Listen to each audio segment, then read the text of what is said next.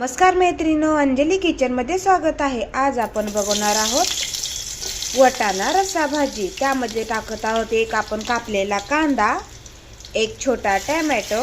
हे छान आता आपण भाजून घेणार आहोत। छान टोमॅटो आणि कांदा छान भाजला आहे। त्यामध्ये आपण मसाले टाकूयात। आपला कांदा लसूण मसाला 1 चमचा, हळद अगदी चिमूटभर म्हणजे अर्धा पाव चमचा, चवीनुसार मीठ। हे सर्व छान मसाले अजून तेल सुटेपर्यंत भाजून घेऊयात।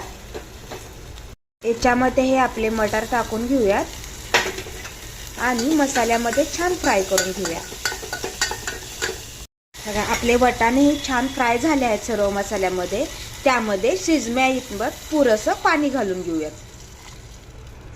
आता ह्याला छान उकळी काढून वाट बघूयात।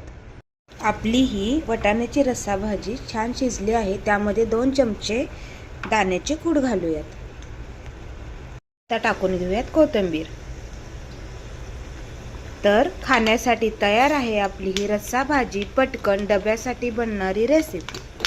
तर सांगा तर मैत्रिणींनो, कशी वाटली वटाण्याची रस्सा भाजी? लाईक करा, बेल लाईक करा, सबस्क्राईब करा।